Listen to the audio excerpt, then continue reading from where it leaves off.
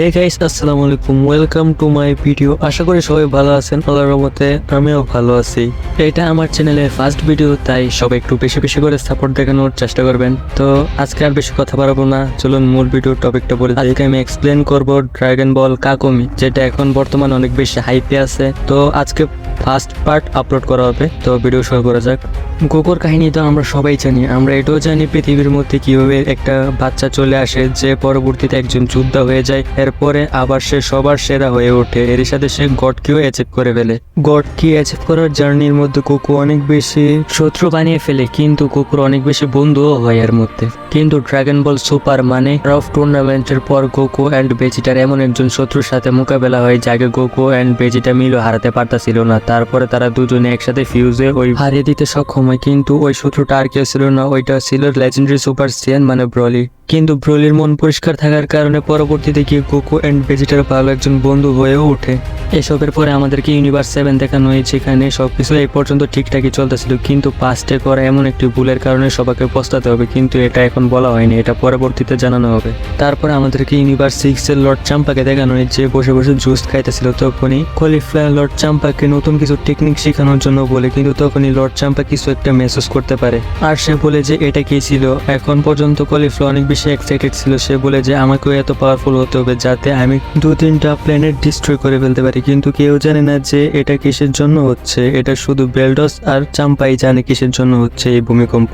তখনই কলিফ্লা বলে ওঠে যে আমি বুঝে গিয়েছি লর্ড চাম্পা, আপনি হয়তো আমাকে যে টেকনিকগুলো শিখাবেন তাদের মধ্যে এটা একটা। তখনই চাম্পা বলে ওঠে যে ভিরেস আমাদের ইউনিভার্সে ভিরেস কি করছে। বেলডসও বলে এটা আসলে তো ভাবার বিষয়। তখনই কলিফ্লা বলে ওঠে যে আমাদের এখন বদলা দেওয়ার সময় চলে এসেছে, তুমি রেডি হয়ে যাও কেল, আমরা খুব শীঘ্রই গোকুকে হারিয়ে দেব। কিন্তু চাম্পা তো জানে এরা দুজন মিলেও গোকু লেভেলের আশেপাশেও নেই। তারপরে আমাদেরকে ইউনিভার্স 11কে দেখানো হয়েছে, এখানে টোপো, মার্গারিটা এবং বেলমোট বসেছিল। তখনই তারা হঠাৎ করে কিছু একটা মেহসুস করতে পারে, আর তারা দুজনে বলে গোকু। তারা দুজনেই অনেক বেশি অবাক হয়ে যায়, কারণ তারা দুজনে গোকুর এনার্জি সেন্স করতে পারতাছিল। এর সাথে গোকুর এনার্জির প্রেশার এত বেড়েছিল যে এত দূরে থাকার কারণেও সব জিনিসপত্র ভেঙে যাচ্ছিল আস্তে আস্তে। তখনই মার্গারিটা বলে ওঠে যে তারা হয়তো আমাদের অনেক কাছে আসছে, আর এটা বলে সে হাসতে শুরু করে, কারণ সেও জানে গোকুর পাওয়ার লেভেল কতটা বেশি উপরে চলে গিয়েছে। তারপরে আমাদেরকে আবারও ইউনিভার্স 7কে দেখানো হয়, যেখানে ঘূর্ণিঝড় চলে আসছিল। এখন ক্রিলেন একজন পুলিশ হওয়ার কারণে সে এই ঘূর্ণিঝড় থেকে মানুষকে উদ্ধার করার কাজ করতেছিল। ক্রিলেনও জানে এটা সাধারণ কোনো ঘূর্ণিঝড় না, এটা হলো গোকুর কারণে আসছে। তখনই ক্রিলেনের দিকে একটা বাস উঠতে উঠতে চলে আসে, আর ক্রিলেনও ওই বাসটাকে ধরে ফেলে, আর সাবধানতার সাথে সে বাসটাকে মাটিতে ল্যান্ড করে। এর সাথে সে বলে যে কেউ ভয় পাবেন না, সবাই আস্তে আস্তে করে বাসটার ভিতর থেকে বের হয়ে যান। এটা শুনে সবাই আস্তে আস্তে করে বাসটার ভিতর থেকে বের হয়ে যায়। তখনই ক্রিলেন সিরিয়াস ফেস করে বলে যে গোকু, তুমি তোমার শক্তির খোঁজের কারণে অনেক বেশি এগিয়ে গিয়েছ। তখনই আমরা গোকুকে দেখতে পাই যে তার আলটিমেট ফর্মে ছিল, এর মানে হলো অ্যাটোনমাস আলট্রা ইনস্ট্যান্ট। তখনই ভিরেসকে দেখানো হয় যে অনেক বেশি খুশি ছিল, কারণ সে অনেকটা সময় পরে এরকম একটা ফাইট করতে পারবে। এর সাথে ভিরেসও তার শক্তির অনেক বড় একটা অংশ ইউজ করতেছে, কিন্তু এটা তার ফুল পাওয়ারের আশেপাশেও নেই। তারপরে আমাদেরকে ভিসকে দেখানো হয় যে তার প্ল্যানেটে ছিল, আর সেও এই ফাইটটাকে অনেক সিরিয়াস হয়ে দেখতেছিল।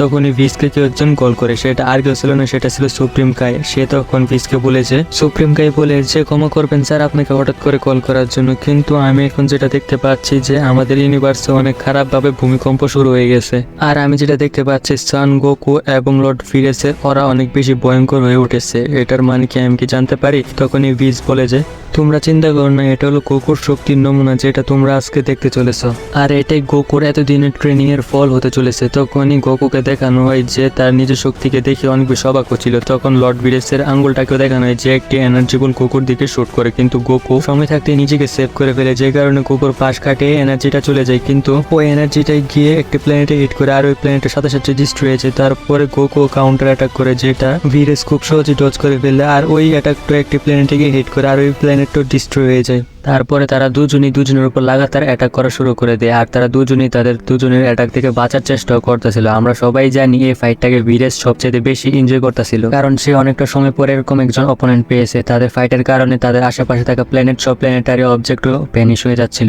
তখনই গোকু ভিরেসের অ্যাটাক ডজ করে ভিরেসের উপরে অ্যাটাক করার চেষ্টা করে, কিন্তু ভিরেস তখনই গোকুর পিছনে চলে আসে, আর তাকে অনেক শক্তিশালী একটি লাথি মারে, যে কারণে গোকুর মুখ থেকেও রক্ত বের হয়ে আসে। তখনই গোকু নিজেকে সামলে নেয়, আর ভিরেসের চোখ চোখ থেকে গায়েব হয়ে যায়। এর সাথে গোকু লাগাতার ভিরেসের উপর এনার্জি বল দিয়ে অ্যাটাক করা শুরু করে দেয়, কিন্তু ভিরেস এসব এনার্জি বল খুব সহজেই ডজ করে গোকুর দিকে আস্তে আস্তে এগিয়ে যাচ্ছিল। কিন্তু এখন আপনারা বলতে পারেন যে গোকু স্পেসের মধ্যে শ্বাস কিভাবে নিতেছে। আসলে গোকু তার এনার্জির সাহায্যে একটি শিল বানিয়ে ফেলেছে তার আশেপাশে, যে কারণে গোকুর কোনো সমস্যা হচ্ছে না শ্বাস নিতে। তখনই ভিরেস গোকুর অনেকগুলো এনার্জি বল ক্যাচ করে ফেলে, আর ওই এনার্জি বলগুলোই গোকুর দিকে কাউন্টার অ্যাটাক করে দেয়, যে কারণে গোকু ওই অ্যাটাকগুলোর হাত থেকে নিজেকে বাঁচাতে পারে না, আর ওই সব অ্যাটাক গোকুকে হিট করে ফেলে। এটার কারণে গোকু অনেক খারাপভাবে ঘায়েল হয়ে যায়, আর গোকুর শরীরেরও অনেক জায়গা থেকে খারাপভাবে রক্তপাতও শুরু হয়ে যায়। আর গোকু এখনো পর্যন্ত হার মানেনি। এটা দেখে ভিরেস ভাবে যে হয়তোবা গোকু এখন হয়তো হার মেনে নেবে, কিন্তু হঠাৎ করে সে গোকুকে দেখতে পেয়ে অনেক বেশি অবাক হয়ে যায়। ভিরেস যতক্ষণে বুঝতে পারতো যে ততক্ষণে গোকু তার পিছনে চলে আসে, আর গোকু অনেক পাওয়ারফুল একটি কি ব্লাস্ট তৈরি করে সাথে সাথে, আর এটি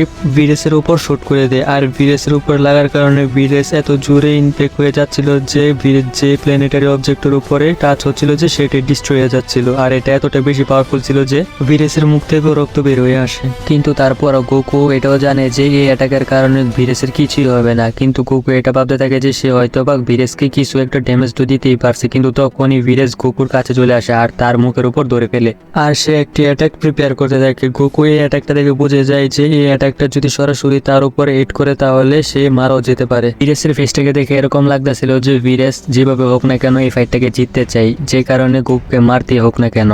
কিন্তু সময় থাকতে ভিরেসের হাত থেকে নিজেকে ছাড়িয়ে নিয়ে এখান থেকে গায়েব হয়ে যায়, আর এটা থেকে ভিরেসও অনেক বেশি অবাক হয়ে যায় গোকু হঠাৎ করে কই চলে গেল। তারপরে আবারও ভিরেস গোকুকে পিছা করতে থাকে। তখনই সে বলছে, সেয়ান তুমি এইভাবে পালাচ্ছ কেন, এটা তোমার উপর শুট করে না। তারপরে তারা ফাইট করতে করতে একটা প্ল্যানেটে চলে যায়, যেখানে তারা ফাইট করতেছিল সেখানে একটা অ্যানিমেলও ছিল। তাদের দুজনের ফাইটের কারণে ওই প্ল্যানেটের গাছপালা সহ ওই অ্যানিমেলের পশম পর্যন্ত ভ্যানিশ হয়ে যায়। গোকু ভিরেসের হাত থেকে বেঁচে পালাচ্ছিল, কারণ গোকু জানে গোকুর আজকে খবর আছে, আর ভিরেসও অনেক বেশি খুশি ছিল। এর সাথে ভিরেসও অনেক তাড়াতাড়ি গোকুর অনেকটা কাছে চলে আসে। এটা থেকে গোকু বুঝে যায় যে গোকুর এখন অনেক বড় প্রবলেম হতে চলেছে। তখনই আমরা দেখতে পাই যে ভিরেস গোকুর পায়ে ধরে ফেলে আর তাকে অনেক জোরে ঘোরাতে শুরু করে, আর গোকুর ফেস দিকেও বুঝে যাচ্ছিল যে গোকু অনেক বেশি সমস্যার মধ্যে আছে। ভাই সমস্যার মধ্যে তো থাকবে, ভিরেসের সাথে ফাইট করতেছিল। তখনই ভিরেস তাকে ঘুরে অনেক দূরে ফেলে দেয়।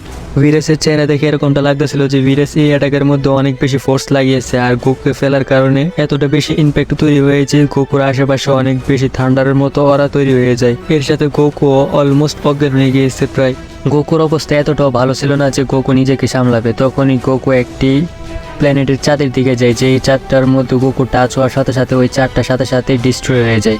কিন্তু তারপর গোকু থামে না, সে তখন একটি প্ল্যানেটের দিকে যেতে থাকে আস্তে আস্তে। এই প্ল্যানেটটা সেরকম প্ল্যানেট ছিল না যেটার মধ্যে লাইফ এক্সিস্ট করে না, এই প্ল্যানেটও লাইফ এক্সিস্ট করে। তখনই একটা বাচ্চা দেখতে পাই যে আকাশ থেকে কোনো কিছু একটা তাদের দিকে এগিয়ে আসছে। তারপর গোকু সরাসরি এই প্ল্যানেটের মধ্যে এসে ল্যান্ড করে, আর গোকু এতটা জোরে প্ল্যানেটে এসে ল্যান্ড করে যে গোকুর মুখ থেকে অনেক বেশি রক্তপাত হতে শুরু করে। আর গোকু ল্যান্ড করার ইম্প্যাক্ট এতটা বেশি ছিল যে গোকুর আশেপাশে অনেক বড় একটি গর্ত হয়ে যায়। কিন্তু এই প্ল্যানেটের লোকজন কিছুই বুঝতে পারে না এটা, তারা সবে আস্তে আস্তে ওই গর্তটার দিকে এগিয়ে যেতে থাকে যে গর্তটা গোকু তৈরি করেছে। তো গাইস, আজকের ভিডিওটা এ পর্যন্তই ছিল। তো নেক্সট পার্টে আবার দেখা হবে, ততক্ষণের জন্য বাই বাই। সবাই ভালো থাকবেন, সুস্থ থাকবেন, টাটা, বাই বাই।